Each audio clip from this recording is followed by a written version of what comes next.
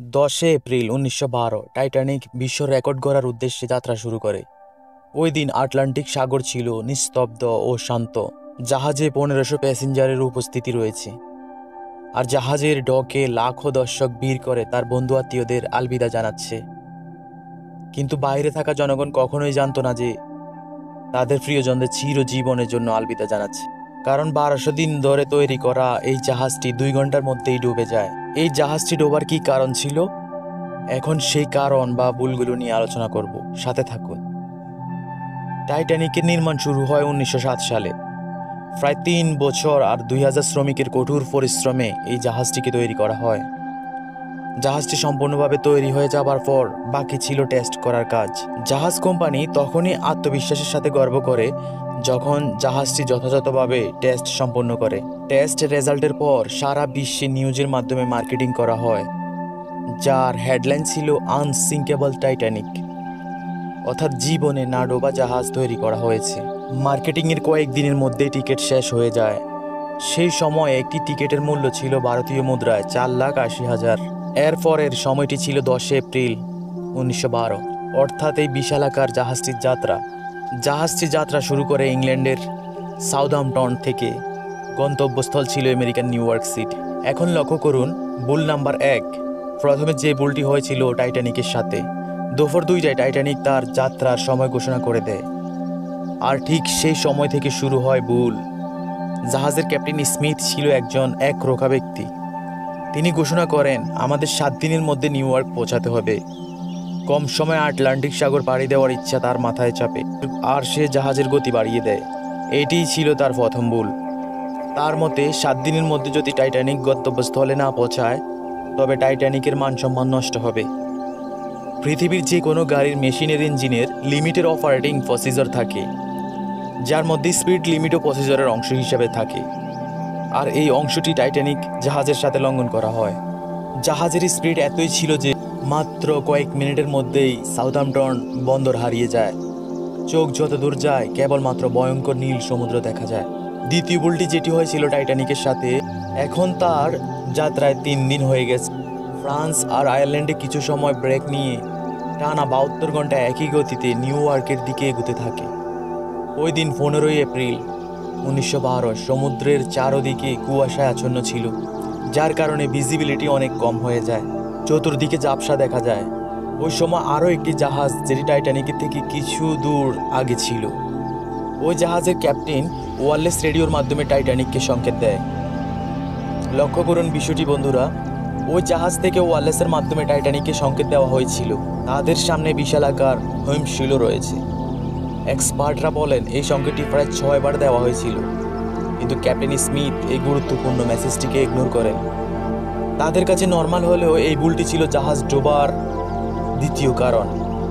তাছাড়া টাইটানিক সেই সময় লাক্সারিয়াস জাহাজ হওয়ার কারণে জাহাজের ফার্স্ট ক্লাসে অনেক ভিড় ছিল। জাহাজের ক্রু মেম্বাররা তাদের সেবায় ব্যস্ত থাকায় সেই সময় কেউ সংকেতটি লক্ষ্য করেনি। যদি এই সংকেতটিকে সিরিয়াসলি নেওয়া হতো, তাহলে হয়তো টাইটানিক নির্দিষ্ট সময়ের মধ্যে তার গন্তব্যস্থলে পৌঁছে যেত। এবার যে ভুলটি হয় টাইটানিকের সাথে, টাইটানিক হিমশৈলের সংকেত মিস করে। অন্যদিকে তার স্পিডও প্রচণ্ড। টাইটানিক সোজা আইসবার্গের দিকে এগোতে যাচ্ছে। আইসবার্গটি হচ্ছে বরফখণ্ড, বড় বিশাল আকৃতির বরফখণ্ড, যাকে আমরা হিমশৈল বলে থাকি।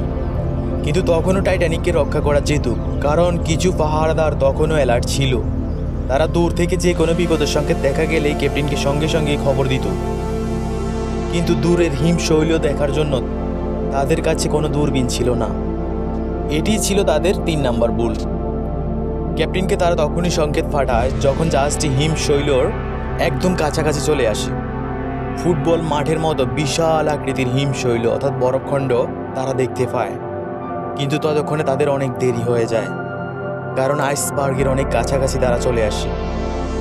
4 নাম্বার ভুলটি হচ্ছে মাঝে মাঝে আটলান্টিক সাগরে হিমশৈলের মুখোমুখি হয় নাবিকরা, যাদের তারা খুব সহজেই হ্যান্ডেল করে নেয়।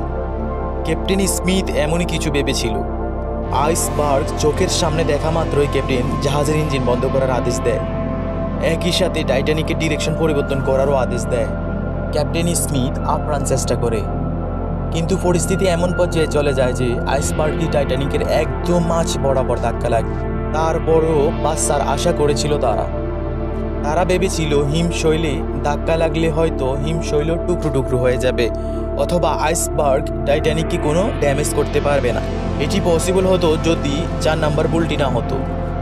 এক্সপার্টরা মনে করেন টাইটানিক জাহাজে যে র্যাবিটসগুলো লাগানো হয়েছিল সেগুলো কোনো স্টিলের ছিল না, বরং কাস্ট আয়রনের ছিল। আর এই র্যাবিটসগুলোর কাজ হলো লোহার বড় বড় টুকরোগুলোকে জয়েন্ট করা।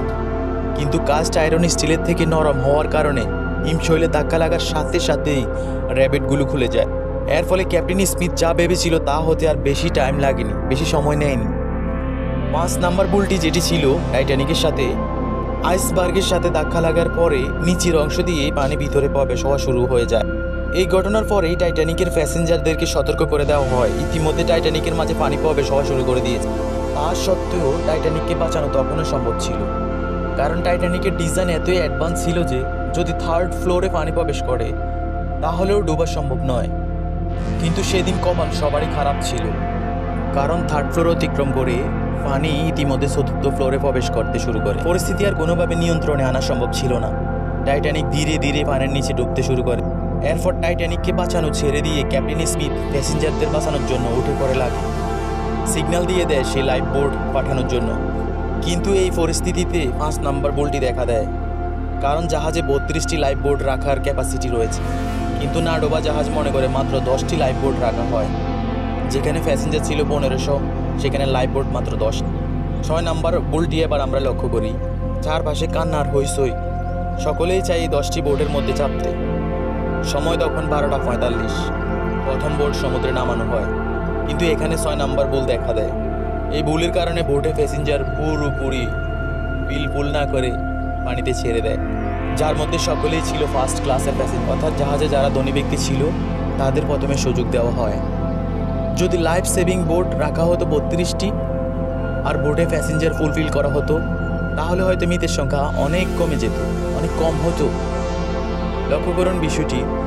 এরপর জাহাজ ধীরে ধীরে পানির নিচে ডুবে যাচ্ছে। কিছুক্ষণের মধ্যেই শর্ট সার্কিটের কারণে সব লাইট বন্ধ হয়ে যায় আর জাহাজটি 2 টুকরো হয়ে যায় মাঝখান দিয়ে। পানির নিচে ডুবতে জাহাজটি প্রায় 2 ঘন্টা 40 মিনিট সময় লাগে। এইভাবে 1500 যাত্রী নিয়ে জাহাজটি ডুবে যায়। এই সময় আটলান্টিক মহাসাগরের পানির টেম্পারেচার ছিল 2 ডিগ্রি সেলসিয়াস। অর্থাৎ প্যাসেঞ্জাররা যদি এই ঠান্ডা পানিতে লাফিয়ে পড়তো তাহলেও তাদের বাঁচার কোনো সুযোগ ছিল না। বলা হয় যে টাইটানিকে মৃতের সংখ্যা 1500-এরও বেশি ছিল, কারণ অনেকে লুকিয়ে টাইটানিকে প্রবেশ করেছিল। তাদের হাত ছিল বড় বড় আমলাদের সাথে। টাইটানিকে সবচেয়ে বড় স্যাক্রিফাইসটি যিনি করেন তিনি হচ্ছেন ক্যাপ্টেন স্মিথ। তিনি কোনোভাবেই আশা ছাড়েননি, শেষ পর্যন্ত চেষ্টা করে গিয়েছেন। একদম সবার শেষে তিনি দেখলেন আর কোনো উপায় নেই, তখন তিনি নিজেই পানিতে ঝাঁপিয়ে পড়েন। চাইলে সে লাইফ বোটে করে পালিয়ে আসতে পারত, কিন্তু বন্ধুরা তিনি তা করেন। এভাবেই 100 বছর আগে টাইটানিকটি পানির নিচে আটলান্টিক মহাসাগরের নিচে ডুবে যায়। বন্ধুরা আজকের ভিডিওটি এই পর্যন্তই শেষ করব। সাথে থাকার জন্য ধন্যবাদ সবাইকে। ধন্যবাদ।